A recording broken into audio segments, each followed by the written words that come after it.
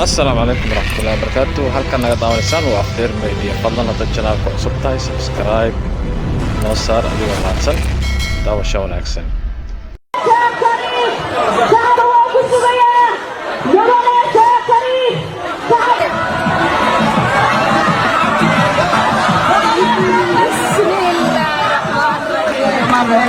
madaxweynaha dadka ayuu la hadli doonaa wixii raalli ahaada